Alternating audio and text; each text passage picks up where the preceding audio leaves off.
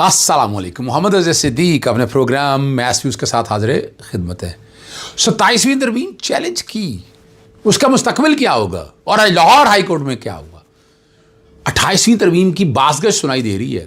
کیا ہونے جا رہا ہے؟ ایک چیز سے بھول گیا ساتھ، آج بڑا زبردست جنرل ہاؤس کا اجلاس ہوا، احتجاج ہوا، وکلا سڑکوں پہ آئے. آج یہ میں لاہور کی بات کر رہا ہوں، جو کہا جا رہا تھا کہ پنجاب میں نہیں آئیں گے، ٹھیک ہے نا جی. اور آج وہ جوڈیشل کمیشن کا اجلاس ہو رہا ہے، ججز کی ٹرانسفر میں کوئی بات ہونی ہے، ذرا اس پہ بھی بات کریں گے آپ، ٹھیک ہے نا جی.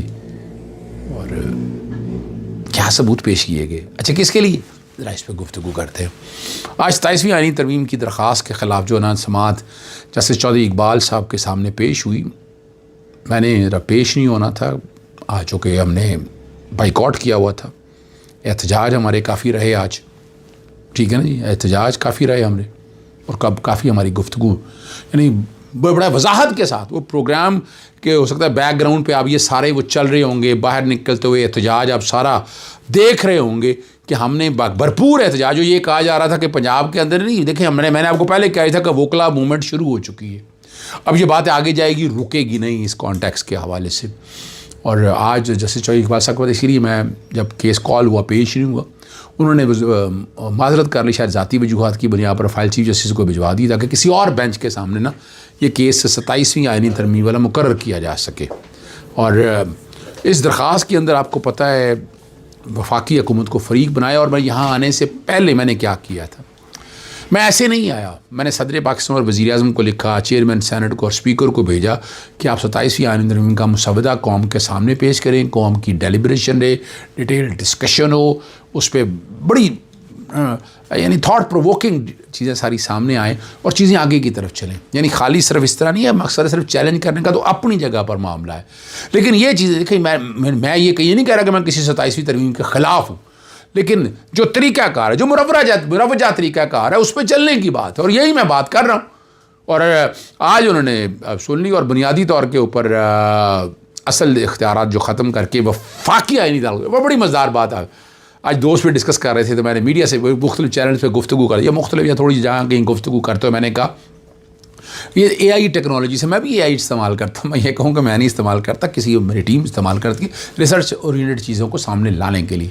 وہ جب دیکھا کہ جہاں سپریم کورٹ ہے وہ ساری بدل دو، یعنی اٹارنی جنرل کے جہاں لکھا ہوا ہے کہ وہ ابھی لکھ دیا کہ سپریم کورٹ کی بجائے وہ فیڈرل کانسٹیٹیوشن ہے. پتہ نہیں فیڈرل کانسٹیٹیوشن کورٹ قائل کون ہوگا، یہ بڑی حیران کن بات ہے. کیا اس کی بار علیحدہ ہوگی؟ یعنی بڑی ایک تکلیف دہ بات ہے. آپ نے پکڑ کے ایک عدالت سپریم کورٹ کے اوپر لا کے بٹھا دیا اور آئین کی دھجیاں بغیر دی ہیں. اچھا پھر یہی نہیں بڑی مزدار بات، آرٹیکل 17 میں ہے سیاسی جماعت کو اگر بین کرنا ہے نا تو سپریم کورٹ کے پاس جانا تھا. وہ حقائق کی بات ہے، وہ فیڈرل کانسٹیٹیوشن کورٹ کے پاس کیوں بھائی؟ وہاں لکھا ہوا تھا کہ 185 میں یا 184(3) کے حوالے سے، یعنی آپ نے وہ کٹ اینڈ پیس والا کہا. اسی طرح آرٹیکل 63 کے حوالے سے بھی کر دی. یعنی اس کا مطلب اپنی مرضی، یعنی آپ اپنی مرضی کی بات ہو رہی ہے کہ مرضی کی عدالت اور مرضی کی باتیں، یہ ایک اچھی روش نہیں ہے جی. سپریم کورٹ کی حیثیت کمزور ہو گئی ہے. پاکستان کی 60 سالہ تاریخ وفاقی آئینی عدالت پابند نہیں ہے اس پر عمل درآمد کرنے کے لیے، اور اس عدلیہ کی آزادی پر منفی اثرات مرتب نہیں انہیں ہو چکے ہوئے ہیں. اسلامی دفعات، عدالت خود مختاری اور بنیادی حقوق کے منافی ہے. صوبوں کی مشاورت کے بغیر تبدیلیاں کی گئی، آئینی ڈھانچہ متاثر ہوا ہے. وکلا اور جو باتیں ذرا سمجھنے کہ 27ویں آئینی ترمیم کو کلعدم قرار دیا جو عدالتی فیصلہ آنا تھا، اور اس پر آپریشنل ہے جتنی بھی چیزیں ہیں نا وہ عمل روکا جائے تاکہ آئینی اختیارات اور عدلیہ کی آزادی جو ہے نا محفوظ ہو جائے. یہ بڑا ضروری تھا سمجھنے کے حوالے سے. اس پہ میں نے جو میڈیا سے گفتگو کی ہے وہ پروگرام کے آخری حصے میں آپ دیکھ لیجئے گا. ایک اور بڑا اہم معاملہ ہے، اور یہ میں آپ کو پتہ بڑے عرصے سے کہہ رہا ہوں، یہ گریونس ریڈیسل کمشنر یا کمشنر یہ کیا چیز ہے، کیا بلا ہے کمیٹی جو بنائی ہوئی، یعنی اس کی قانونی حیثیت کیا ہے، کون سے قانون کے تحت بنائی ہے. پہلے تو یہ سمجھنا نا کس کا، یعنی ایک نوٹیفیکیشن کس قانون کو ہے، کیونکہ یا تو یعنی میں نے ریمیڈی وہ لینی نا جو قانون کے تحت، جب قانون ہی کوئی نہیں کہتا ہے. اور اس کے لیے دھکے کھا رہے ہیں لوگ. یہاں پر میں نے وجہ ہی بتائی تھی، 67-68 ہزار کیس ریٹیں ابھی تک ہوئی ہیں، اور یہاں لاکھ سے زیادہ ہوتی تھی. اعتراض کیس کتنے لگے ہوئے ہیں یہ سارے، اور جسٹس مزمل اختر شبیر کے پاس ہے.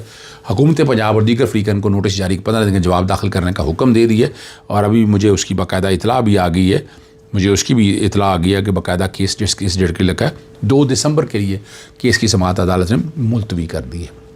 اور لاہور ہائی کورٹ کی طرف سے انتظامی اختیارات میں کہہ دیا پہلے وہاں جائیں آپ, اور میں وہاں بھی چلا گیا. یعنی اس کیس کے اندر میں وہاں بھی گیا, میں نے وہاں بھی اعتراضات اٹھائے ہیں اپنے سارے, میں ایک ایک چیز سامنے رکھ کر لے کر آیا ہوں. میں دروازے میں رجسٹرار سے میں نے پوچھا کہ آپ بتائیں کس بنیاد کے اوپر یہ سارا کچھ ہو رہا ہے, ذرا سمجھ بھی آنا چاہیے, ہمیں بھی پتہ چلنا چاہیے کہ کیا ہو رہا ہے, کیا حالات اور واقعات سارے چل رہے ہیں.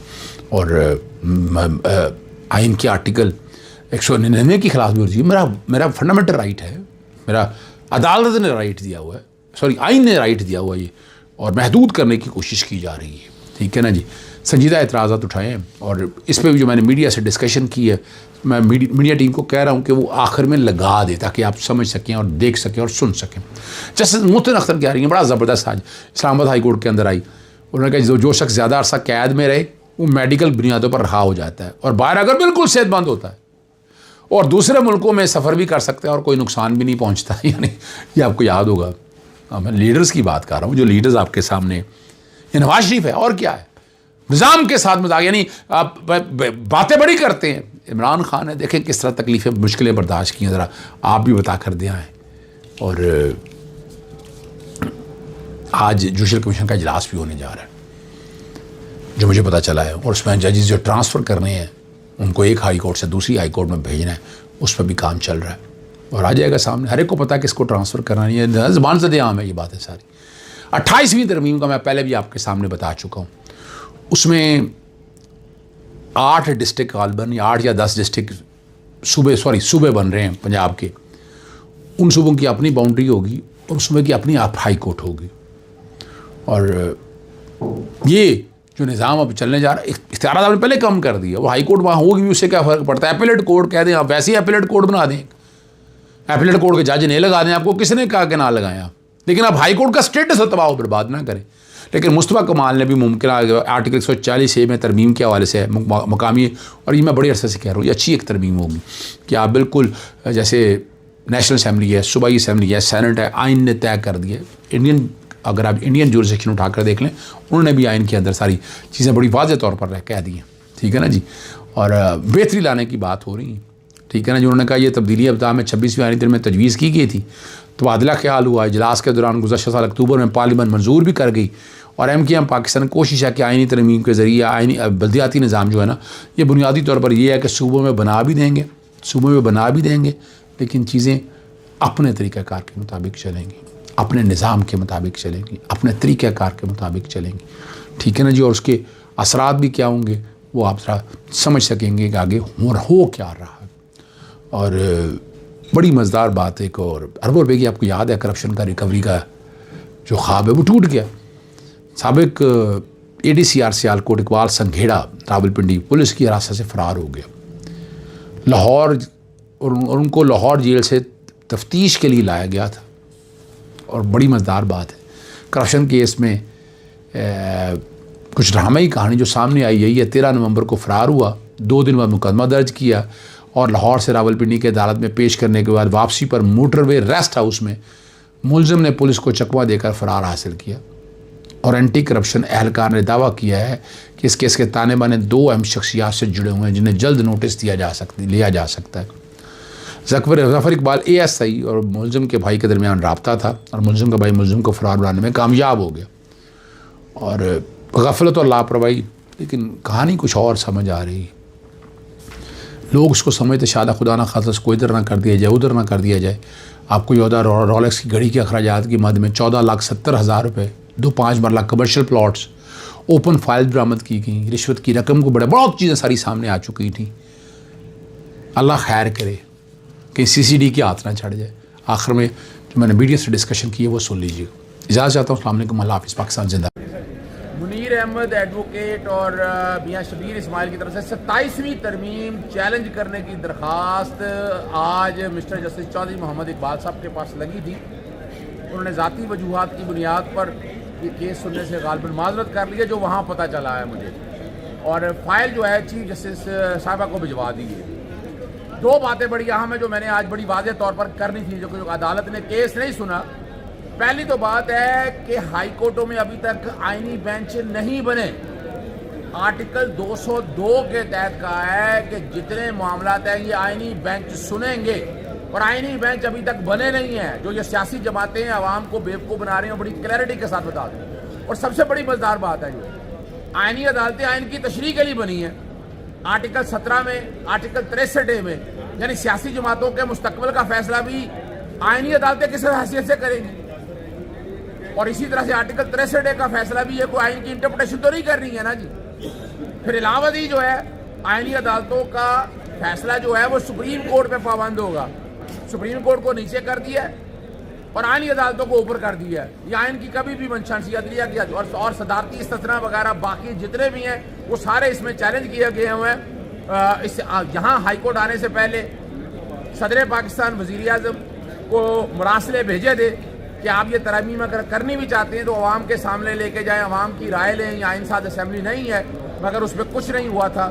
الٹیمیٹلی معاملہ لاہور ہائی کورٹ میں چیلنج کر دیا گیا ہے. اب فائل چیف جسٹس صاحبہ کے پاس چلی گئی ہے. اب دیکھتے ہیں کس کے پاس سماعت کے لیے مقرر ہوتی ہے. دروازے بند کر دیے گئے ہیں. ایک ایڈمنسٹریٹو سائٹ پہ نوٹیفیکیشن کیا مختلف محکموں نے کہ ہمارے پاس گریوینس ریڈیسل کمیشن میں آ جائیں آپ. اب وہ کوئی قانون کے تحت نہیں بنا. میں نے یہ چیلنج کیا تھا معاملہ, عدالت نے اعتراض لگایا تھا, اور آج اس کی آئینی حیثیت چیلنج گئی. کس بنیاد پر یہ گریوینس ریڈیسل کمشنر بنے ہیں, کس قانون کے تحت بنے ہیں؟ کوئی قانون بتائیں جس قانون کے تحت ان کا وجود آیا گیا ہے. کوئی قانون نہیں ہے. اسی طرح میں نے رجسٹرار آفس سے پوچھا ہے کہ آپ نے اب تک کتنے کیسز ہیں جو گریوینس ریڈیسل کمیشن کے پاس آئے ہیں, گئے ہیں, فیصلہ ہوا ہے, وہ تمام تفصیلات جو ہے نا وہ سامنے رکھی جائے. اور اسی طرح جو بنیادی طور کے اوپر جو انتظامی طور پر یہ فیصلہ کیا گیا ہے وہ ایک علیحدہ ایشو ہے, وہ اپنی جگہ موجود ہے. لیکن قانون کے تحت کیا ہے, آج جسٹس مزمل اختر شبیر نے باقاعدہ نوٹس جاری کر دیا ہے اور پوچھ لیا ہے کہ گریوینس ریڈیسل کمیشن جو ہے یہ کیا بنے ہیں, اور اس کے اوپر جو کارروائی تھی ریکوری کے حوالے سے وہ علیحدہ روک دی ہے. بنیادی طور کے اوپر گریوینس ریڈیسل کمشنر جو ہیں یہ کس قانون کے تحت بنے ہیں. ہائی کورٹ میں ابھی بھی 67,000 کے قریب ریٹیں دائر ہوئی ہیں جو لاکھ سے زیادہ ہوتی تھی. اعتراضات کے کیس اگر دیکھیں تو غالباً 1.5 لاکھ سے زیادہ. یعنی آپ عدالتوں پہ بوجھ ختم کرنا چاہتے ہیں یا بوجھ ڈالنا چاہتے ہیں یا عوام کے دروازے بند کرنا چاہتے ہیں, تو گریوینس ریڈیسل کمیشن کے نام پر عوام کے دروازے بند کیے جا رہے ہیں.